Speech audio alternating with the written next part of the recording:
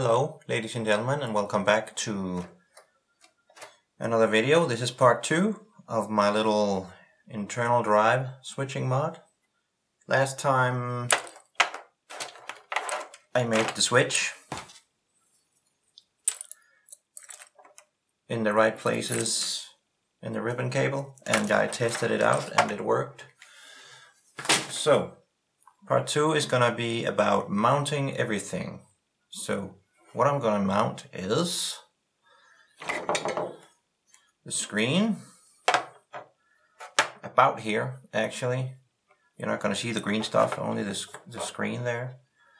And 3 buttons above it, around here. Or was it below? No, it was above.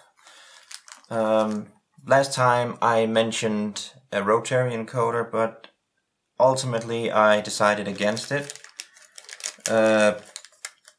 Primarily because I had to update the HXC emulator, and in order to do that you have to keep the disk up and down keys pressed down when you turn it on, which is hard with an encoder. You're gonna have to, if that's even possible. So I'm gonna use buttons. And right there, I'm gonna mount this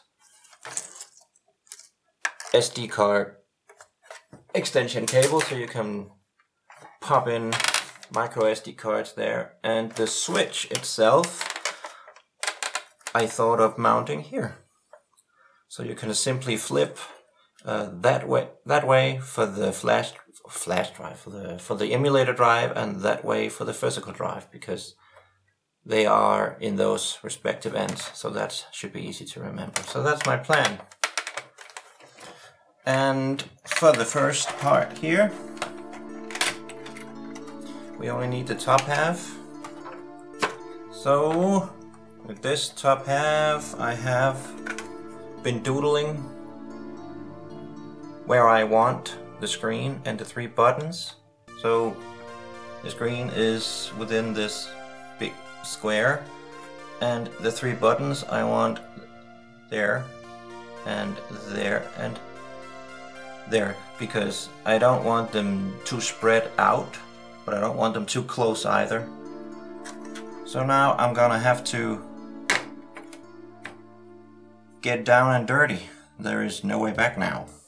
So I'm gonna have to tighten it down on the table with one of these clamp things. F-clamp, I think they're called. So I got it all clamped up now. I thought I would start with this because this is the part that scares me the most. So I thought I would start by drilling a bunch of holes near the edge and then cut it out roughly. So here we go. Okay, I think that's enough for now. That's enough drilling. I think we can begin the saw. So let's just begin sawing.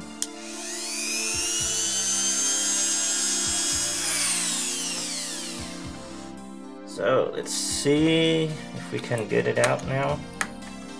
There we go. That is not very pretty. I wonder how it looks like on the other side if it got all the way through.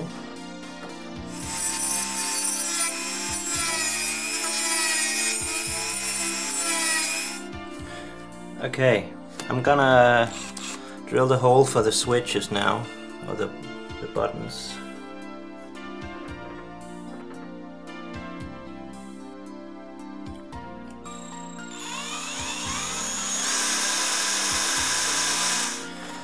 Yeah, that'll work. It'll look good from the outside, I'm pretty sure.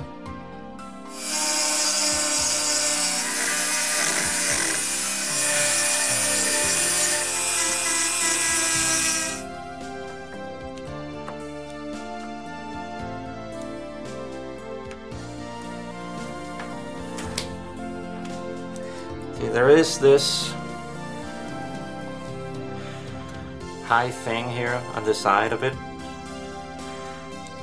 I was thinking I'm gonna match that height over here so it would be level, and then use these small screws I have here. The distance should be okay because the plastic is 5. I estimated it to be 5 millimeters, but now I have a hole I can measure it.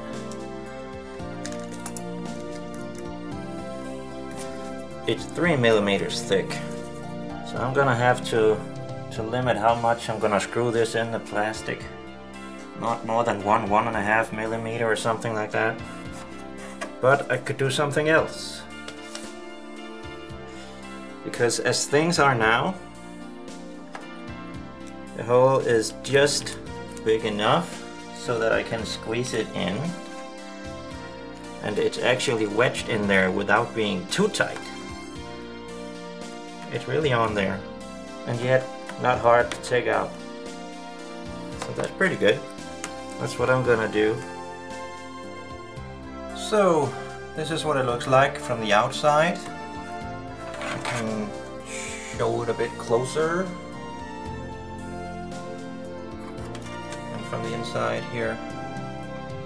So it's not perfect, but it's definitely good enough for an amateur.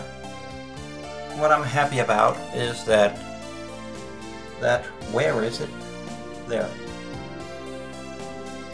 Where the saw got away. It can't be seen from the outside. It would have been around here. So that's just on the inside. That's good. Very good.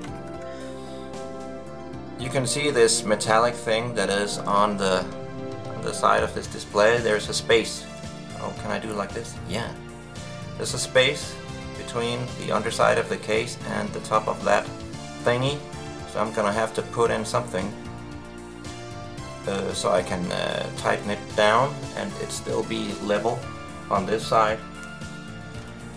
And I thought I would try and use some of this. This is some, I'm not sure of the English word, but I'm gonna say filt. Not filth. Filt. You can compress it a little bit, and that's what I'm hoping to be able to use. Otherwise I have something else. I have these, they're thinner, so maybe a bunch of those. I think that's perfect. So it's a little tighter in this end than it is in that end, but I'm hoping that it will all work out. But these are gonna have to go in first, so I'm gonna have to be doing some soldering before I go any further. Okay, time to prepare the buttons. I have decided, next disc and previous disc, they're both black from the outside, but I need to be able to tell the difference from the inside, so I've decided that green is next disc and red is previous disc, and disc 0, which is the menu, that's gonna be white. And I'm just gonna carry one ground across. So, finished soldering the buttons and they're all ready to go into the machine now. So, I've attached the buttons now. So that's all fine. Now I'm gonna put in the display.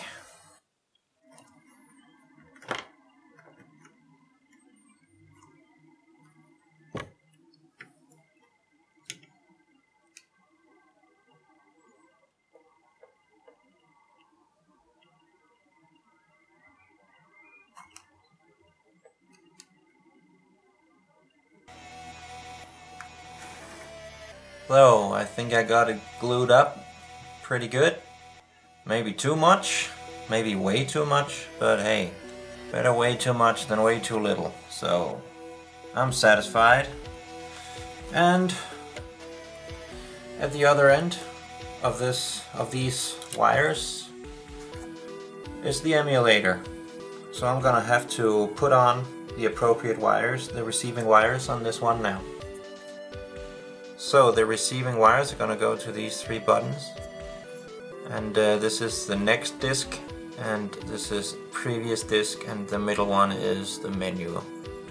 The green wire is gonna go to this one, and the white wire to this one, and the red wire to this one. And each button has 4, I don't know the names. Any of these closest to the edge is ground, and they are all the same. So the black wire is gonna go to any one of these, and then the green wire is gonna go to this or this because it's the same, and the white wire is gonna go to this or this because it's the same, and you guessed it, red goes to this one or that one. So here we go. There.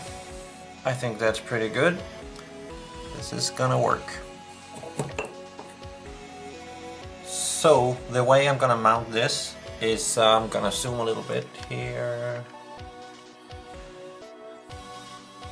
Is around here. It doesn't really matter where in terms of this, but you can't mount it. I can't mount it too close to the back edge because of this. Because I have to have this in like this, and I have to be able to bend it in a 45-degree angle without damaging it. So, and how I'm gonna mount it, I have thought of different ways. Fishing wire, tie it around, because fishing wire can go into the grills here and go through and up on the other side, and it will be invisible from the outside. At least I'm pretty sure it will. Then I thought of another thing, and that is a combination of fishing line and strips. Yes, I'm gonna wire the fishing line down here, like I mentioned before, and then up and around the board. And there's gonna be a loop on either end of the fishing line, and then I'm gonna use a strip to tighten it down.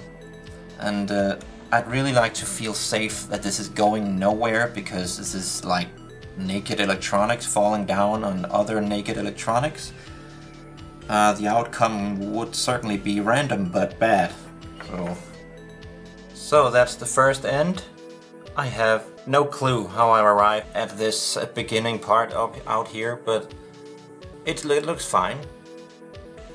So, I don't know what you call this,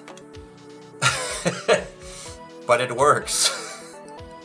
This didn't quite turn out the way I hoped, because the length, you see, they overlap. So this is gonna be it. So it's not really tight, but it can't fall either, and I guess that's the main thing.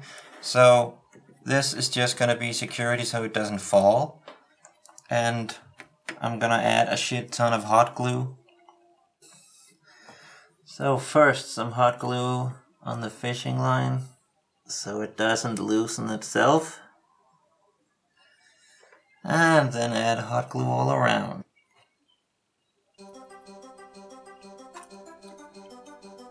So glue has now dried, and I have gotten rid of excess glue, so I think it looks okay.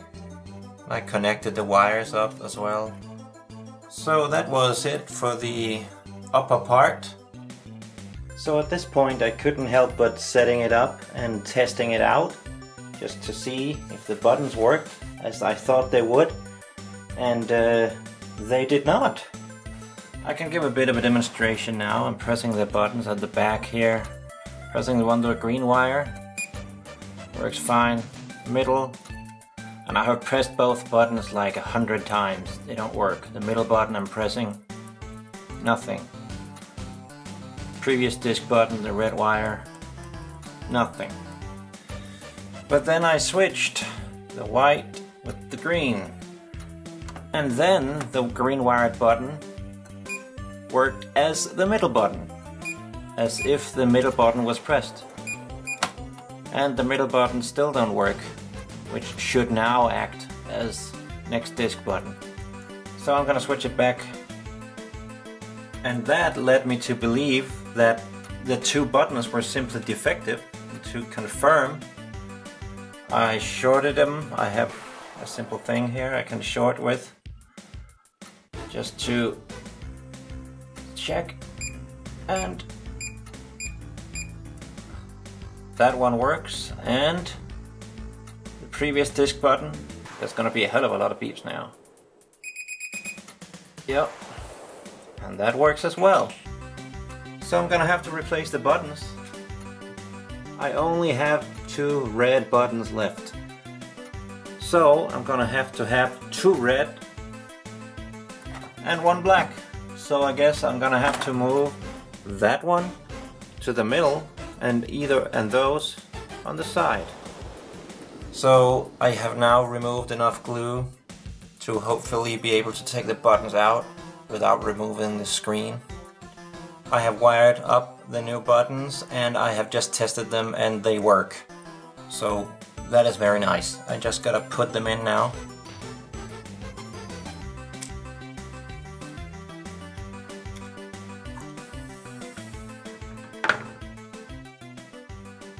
Now, as it is in my nature to screw things up, can you see what I screwed up here? Yep, that's right. I forgot to put this washer on that button. So now I have to remove glue again. Only by 1 button though. So washer has been put on and I have tested it and I glued it down, and I even tested it again after I glued it down and everything is working. So finally I am completely done with the top half of the case. So all that is missing now are 2 holes in the bottom half of the case, the switch itself, and the SD card extension cable.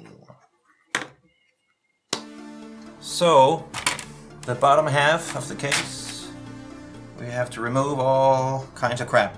So I'm gonna do that now.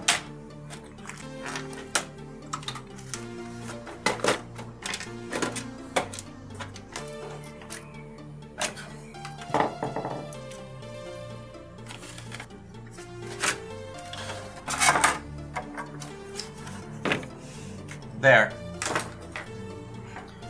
I'm gonna start with the most difficult thing in my eyes, which is the SD card extender. I've already made a little marking there, that's the middle. So I'm gonna line this up. It doesn't look like the middle to you, but you're looking at it at an angle. So I'm just gonna... Yeah, so now I've marked it, as you can see. And then the hole is gonna be roughly there. Okay, I have to get down and dirty again.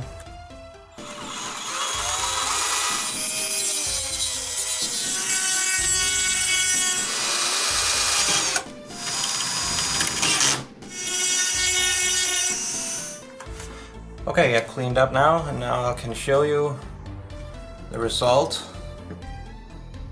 It is by no means perfect, but it is just fine, at least by casual Commodore standards. It's perfectly acceptable.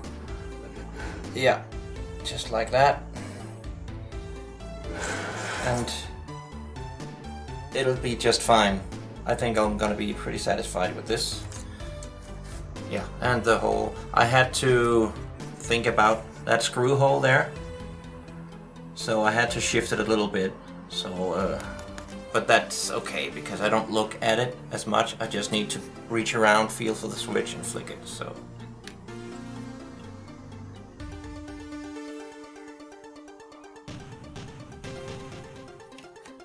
Okay, I think it's dried enough now, so I'm gonna take this tape off slowly, carefully.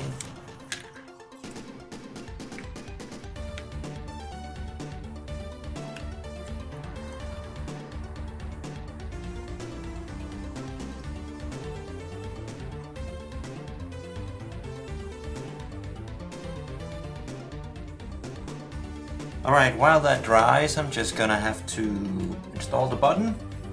Check the wire coloring again here. which is orange for real floppy.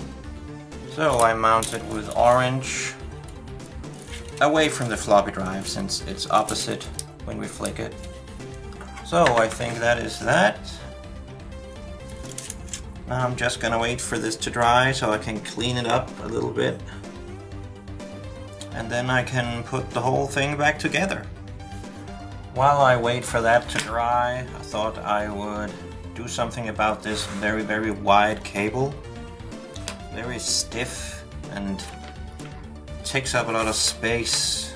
You can feel it when you close the case that this is just being crammed in there, so I thought I would just kind of cut it up. I'll just cut it up. Let's see how.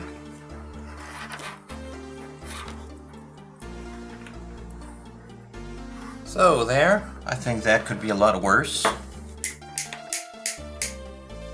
Seems spendy enough. So that's pretty cool. And now this is all dry.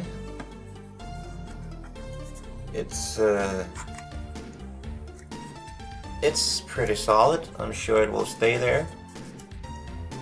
I guess it's time to put the whole damn thing back together. These cables are just gonna go under the disk drive there.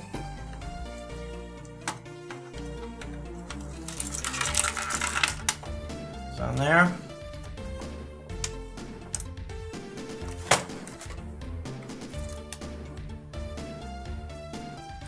I think I'm gonna tighten these down a bit, and I can just put this snugly just behind this floppy cable right here.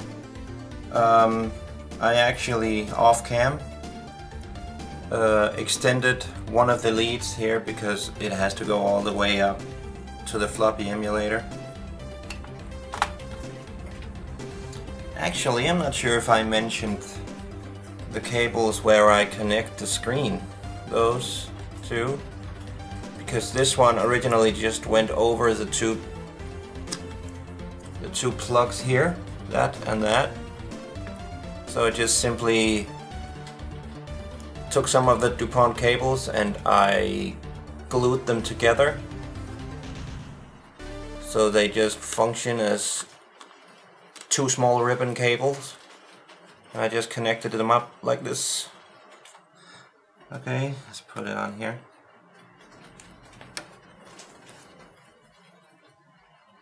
Just for the sake of airflow.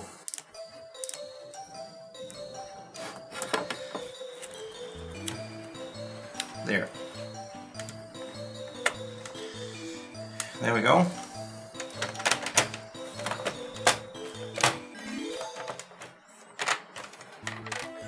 Alright, so it's all put back together now, and it's time to give it a whirl. So everything is set up now and everything is working fine and peachy, just the way I hoped.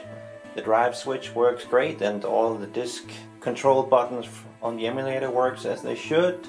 The only thing I'm not happy about is my hole cutting skills, which may have something to do with patience as well. As for the big display, I plan to hide my ugly cutting with a black border, it's just black stickers around the edge. I'm not gonna do that with the SD card slot because it's partially hidden under the drive anyway, so I'm not gonna do that. One neat thing you can do with this setup, which I want to show you, is that if you come across a game or a demo that the floppy emulator will not handle, you can actually just copy it to a floppy drive just by using the switch. Let me give a quick demo of that here. So let's try and just boot the game Deliverance. I know that is not working. So you can just see it just sits there, it gets to the crack throw, but the game will absolutely not load at all. So let's just get into Xcopy. And remember to have chosen the disk or disks you want to copy in the emulator first before you boot Xcopy. Then you just choose the disk on the emulator which you want to copy, and just start the copying process in Xcopy.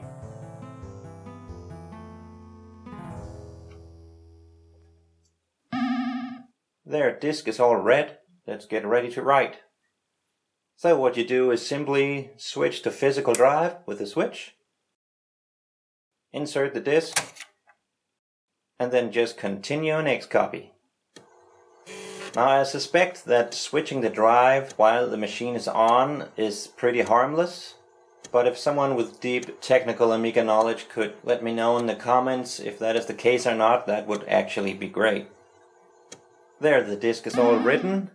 Let's just reset and see if it loads.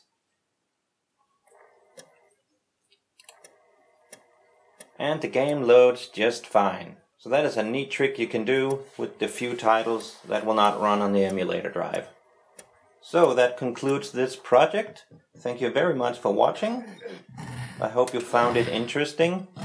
If you liked the video, feel free to hit the thumbs up and get subscribed. I will not pump out videos as often as many other awesome channels do, but videos will continue to come. Have a fantastic day, people. Bye bye.